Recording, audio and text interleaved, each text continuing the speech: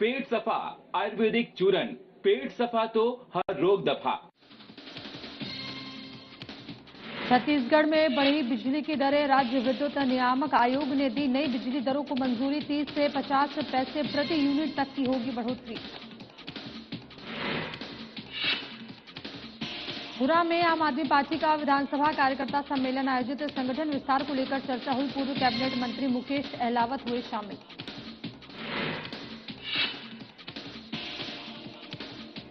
खैरागढ़ पहुंचे नेता प्रतिपक्ष और वरिष्ठ कांग्रेस नेता चरण दास महंत। नगरपालिका चुनाव को लेकर एकजुटता पर दिया जोर। कांग्रेस की अंदरूनी गुटबाजी बनी चर्चा का विषय। शिक्षा और जन सहभागिता को मिलेगा नया आयाम। युवाओं के लिए पहल रीडिंग रूम का शुभारंभ। विधानसभा अध्यक्ष डॉक्टर रमन सिंह कार्यक्रम में हुए शामिल।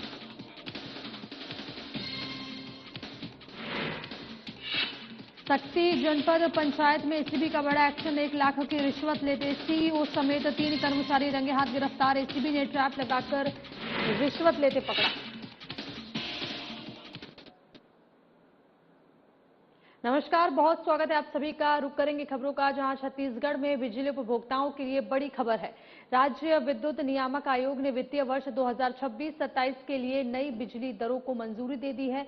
आयोग ने घरेलू उपभोक्ताओं के लिए बिजली की दरों में 30 से 50 पैसे प्रति यूनिट तक की बढ़ोतरी की है। वहीं बिजली वितरण कंपनी की ओर से 24% टैरिफ बढ़ाने का प्रस्ताव दिया गया था, लेकिन आयोग ने औसतन 6.23% वृद्धि को ही मंजूरी दी है। नई दरें 1 जुलाई 2026 से लागू होंगी। घरेलू गैस, घरेलू, कृषि और औद्योगिक श्रेणी के उपभोक्ताओं पर इसका असर पड़ेगा। हालांकि किसानों को राहत देते हुए कृषि पंपों पर मिलने वाली सब्सिडी में बढ़ोतरी भी की गई है। राज्य विद्युत नियामक आयोग के फैसले के मुताबिक घरेलू उपभोक्ताओं को अब बिजली के लिए प्रति यूनिट 30 से 50 पैसे अधिक चुकाने होंगे। वहीं गैर घरेलू यानी कमर्शियल उपभोक्ताओं के लिए बिजली दरों में 20 से 40 पैसे प्रति यूनिट की वृद्धि की गई है। कृषि पंपों के लिए भी बिजली 40 पैसे प्रति यूनिट महंगी हो गई। हालांकि किसानों को राहत देते हुए गैर सब्सिडी वाले कृषि पंप कनेक्शनों पर ऊर्जा प्रभार में मिलने वाली छूट को 30% से बढ़ाकर 40% कर दिया गया है।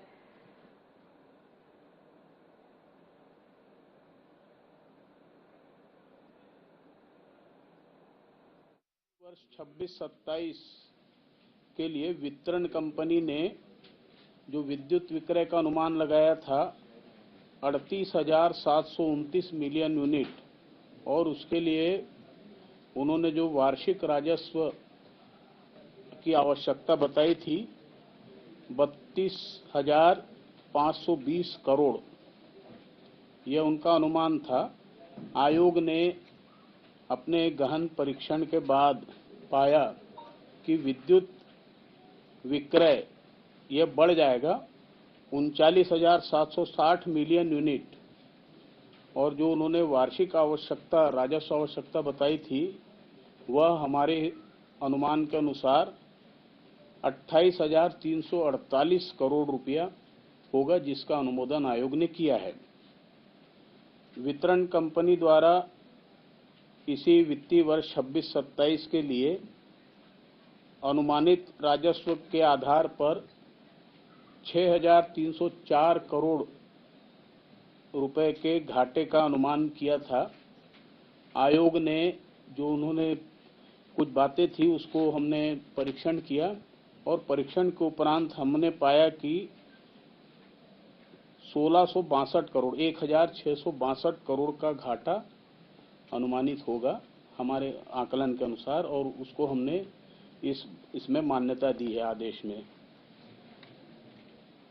वित्तीय वर्ष हेतु वितरण कंपनी ने, और आपको बताते चले कि बिजली की दरों में बढ़ोतरी को लेकर के कांग्रेस ने आंदोलन का ऐलान किया है। आपको बताते चले कि कांग्रेस पार्टी आंदोलन करेगी।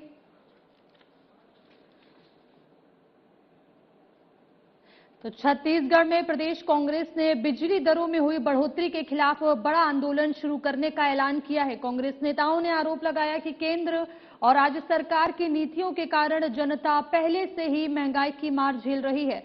वहीं अब बिजली दरों में 30 से 50 पैसे प्रति यूनिट तक की वृद्धि कर लोगों पर अतिरिक्त बोझ डाला गया है। आरोप है कि डबल इंजन की सरकारें जनता को राहत देने के बजाय महंगाई बढ़ाने का काम कर रही हैं। उन्होंने कहा कि हमारी मांग है कि सरकार बिजली की बढ़ी हुई दरों को तत्काल वापस ले। कांग्रेस इसका विरोध करती है और सरकार से पूछना चाहती है कि आखिर ऐसी क्या मजबूरी थी कि जनता पर यह अतिरिक्त बोझ डाला गया। कांग्रेस का कहना है कि इससे पहले भी महंगाई की मार झेल रही जनता पर महंगे बिजली बिल थोपना उचित नहीं है।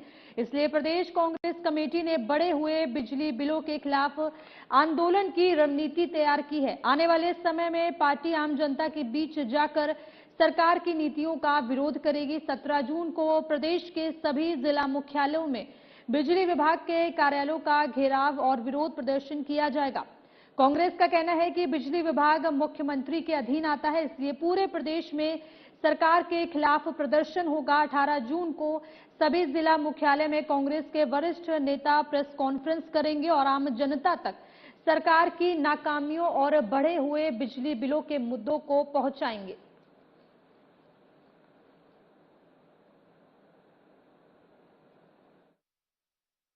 लगातार इस सरकार ने बिजली का बिल 5वीं बार इन्होंने बढ़ाया और इस तरह से लगातार 5वीं बार बिजली का रेट बढ़ाकर आम जनता पर अत्याचार कर रही है। निश्चित रूप से कांग्रेस इसका विरोध करती है। ये भारतीय जनता पार्टी की सरकार, आज आप देख लीजिए, हमारे प्रदेश में कोयला है, हमारे प्रदेश में पानी है, हमारे प्रदेश में बिजली सरप्लस है, उसके बाद भी बिजली के दाम क्यों बढ़ रहे हैं? इसलिए कि ये सरकार पूरी तरह से विफल है और ये सरकार जनता के हितों को ध्यान नहीं दे रही। जो जनता ने इनको जनादेश दिया है उसका अपमान भारतीय जनता पार्टी की सरकार कर रही है। फिलहाल यहाँ रुकेंगे एक छोटे से ब्रेक के लिए, जल्द वापस लौटेंगे।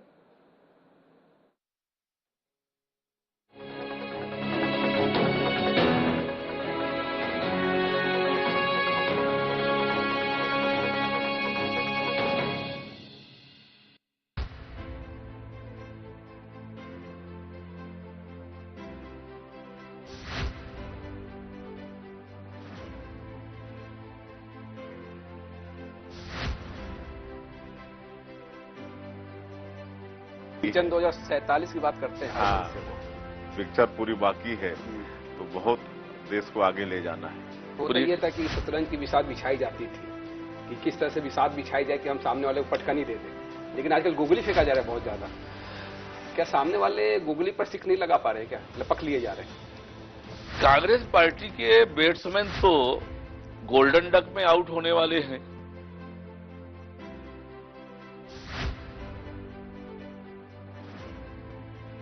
दर्शकों के लिए कुछ लाइनें जो आप बता सके, कह सके। चल संगी जुर मिल कमा बोरे करम खुल गे, पथरा मा पानी ओगराबो, धरती में सोना उपजाबो।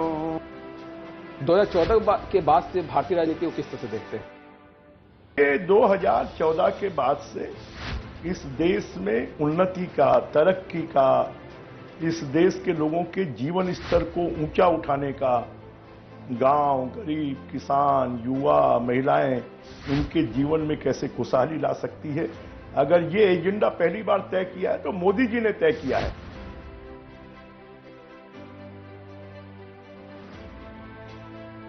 से काम होना चाहिए था जो नहीं हो पाया।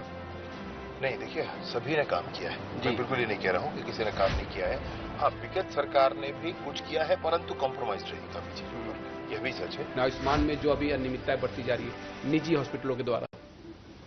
आपने बहुत बढ़िया किया है प्रश्न पूछकर जी, मेरी इससे भावनाएं भी जुड़ी हुई हैं, क्योंकि मैं एक ऐसे क्षेत्र से आता हूं जहां लोगों को बीमार होने के बाद छोटे छोटे टेबलेट्स के लिए मुर्गियां बेचते देखा हूं। कि सत्ता रहे तो संगठन का काम बहुत राह आसान हो जाता है या चुनौतियां और बढ़ जाती है? नहीं, संतुलन, बेहतर संतुलन के साथ सब काम कर रहे हैं। देखिए, ये कहने को एक वो बन गया है कि सत्ता और संगठन, वरना सत्ता में कौन है बताइए ना। विष्णुदेव साई जी मुख्यमंत्री जी हैं, लगातार हमारे लगातार अध्यक्ष रहे हैं। महतारी वंदन योजना से मंत्री जी आपने किस तरह का बदलाव देखा महिलाओं के बीच?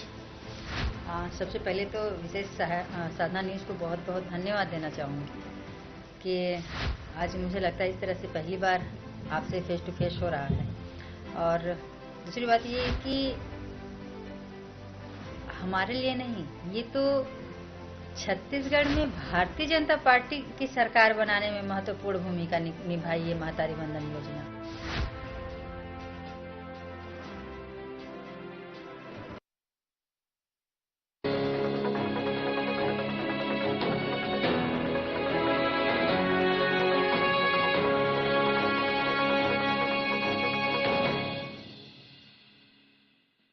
और चलिए ब्रेक के बाद खबरों में आगे बढ़ेंगे, जहां राजनांदगांव पुलिस द्वारा पुलिस अधीक्षक अंकिता शर्मा के नेतृत्व में समाज और पुलिस के बीच विश्वास, संवाद और जन सहभागिता को मजबूत करने के उद्देश्य से पहल अभियान का शुभारंभ किया गया। पुलिस लाइन में आयोजित कार्यक्रम में छत्तीसगढ़ विधानसभा अध्यक्ष डॉक्टर रमन सिंह मुख्य अतिथि के रूप में शामिल हुए। इस दौरान सांसद संतोष पांडे, महापौर मधुसूदन यादव सहित कई जनप्रतिनिधि और गणमान्य नागरिक उपस्थित रहे। कार्यक्रम में लगभग 2600 लोगों ने सहभागिता की, जिनमें 550 कोटवार, 1000 ग्रामवासी, 400 प्रतियोगी परीक्षा अभ्यर्थी, 500 से अधिक यातायात मित्र और 111 गुड्स मेट्रियंस शामिल रहे। इस दौरान प्रतियोगी परीक्षाओं की तैयारी कर रहे युवाओं के लिए पहल रीडिंग रूम का शुभारंभ किया गया, जो आर्थिक रूप से कमजोर और चुनौतीपूर्ण परिस्थितियों में रहने वाले विद्यार्थियों को शांत अध्ययन वातावरण उपलब्ध कराएगा। बता दें कि वर्ष 2024, 25 और 26 में अपराध मुक्त रहे 164 ग्रामों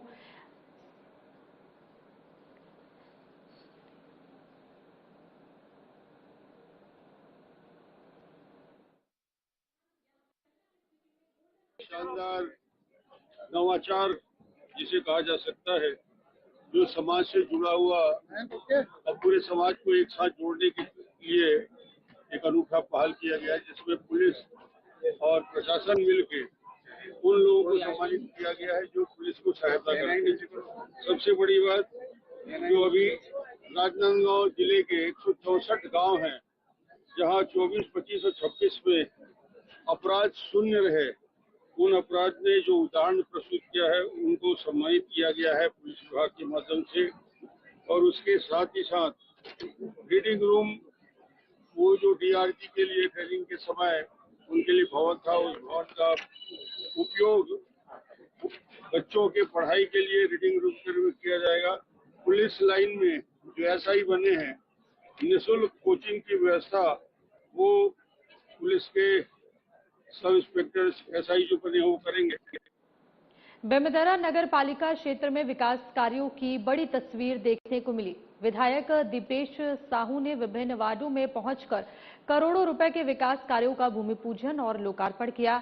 मोहभट्टा वार्ड में निषाद समाज को 15 लाख रुपए के निषाद भवन और हाई मास्ट लाइट की सौगात मिली। वहीं 1 करोड़ 51 लाख रुपए के किशोर न्याय बोर्ड एवं बाल संरक्षण केंद्र का भूमि पूजन किया गया। विधायक दीपेश साहू ने कहा कि अब बच्चों और किशोरों से जुड़े मामलों के लिए लोगों को दुर्ग नहीं जाना पड़ेगा। सभी जरूरत प्रक्रियाएं बेमेतरा में ही पूरी होंगी। कार्यक्रम में नगर पालिका अध्यक्ष विजय सिन्हा, जनप्रतिनिधि, अधिकारी और बड़ी संख्या में स्थानीय लोग मौजूद रहे।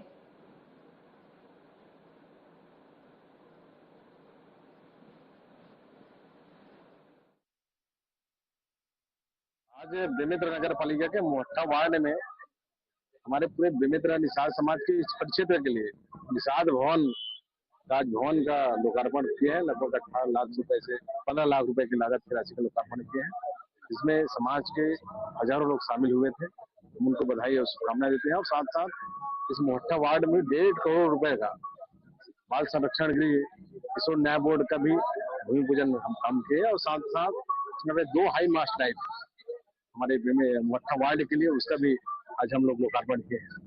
रिटर्न से लगातार क्षेत्र में बेमेतरा के वार्ड की बात हो, विधानसभा की बात हो, लगातार कुछ न कुछ यहाँ पर विकास कार्य का भूमि पूजन हम रोज कर रहे हैं और हमको हमारे क्षेत्रवासी को, आमजन को सौगात दे रहे हैं। नगर पालिका क्षेत्र को बहुत सारी सौगात दी रहे हैं माननीय यहाँ पे हमारे क्षेत्र के विधायक के द्वारा।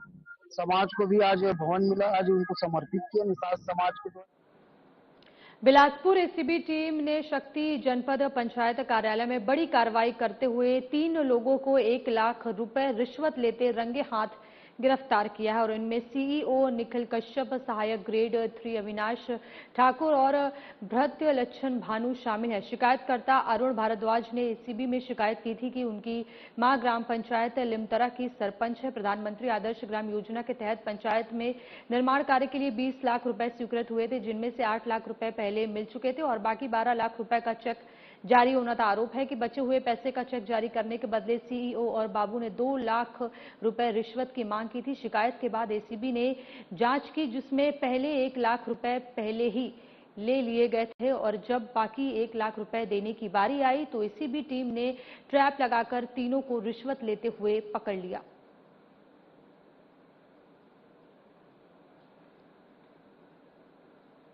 बिलासपुर में एक सनसनीखेज घटना सामने आई है, जहां दिन दहाड़े एक लॉ के छात्र पर जानलेवा हमला किया गया। जानकारी के अनुसार छात्र परीक्षा देकर लौट रहा था, तभी पुरानी रंजिश के चलते एक परिचित युवक ने उस पर ब्लेड से गले पर वार कर दिया। हमले के बाद छात्र गंभीर रूप से घायल हो गया और उसे तुरंत सिम्स अस्पताल में भर्ती कराया गया, जहां उसका इलाज जारी है। ये घटना बिलासपुर के कोतवाली थाना क्षेत्र की बताई जा रही है। परिजनों ने आरोपी के खिलाफ सख्त कार्रवाई की मांग की है। पुलिस ने मामला दर्ज कर लिया है और आरोपी की तलाश में लगातार दबिश दी जा रही है।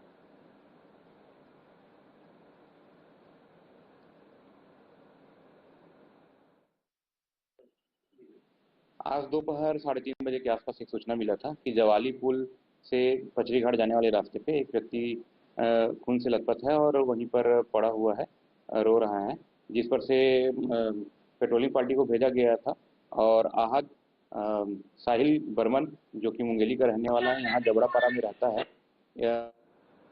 रायगढ़ जिले के तमनार क्षेत्र में अवैध रूप से डीएपी खाद की तस्करी का बड़ा मामला सामने आया है। कृषि विभाग की टीम ने भालूमुड़ा में कार्रवाई करते हुए लगभग 50 बोरी डीएपी खाद से भरे एक पिकअप वाहन को जब्त किया है। प्रारंभिक जांच में खाद की आपूर्ति बाराद्वार से होने की जानकारी मिली। जानकारी के अनुसार कृषि विभाग को अवैध रूप से डीएपी खाद परिवहन किए जाने की सूचना प्राप्त हुई थी। सूचना के आधार पर तमनार के भालूमुड़ा क्षेत्र में निगरानी बढ़ाई गई और इसी दौरान एक पिकअप वाहन को रोककर जांच की गई, जिसमें लगभग 50 बोरी डीएपी खाद लदी हुई मिली। जांच के दौरान वाहन चालक ने पूछताछ में बताया कि खाद की आपूर्ति बाराद्वार निवासी विकास अग्रवाल द्वारा की जा रही थी।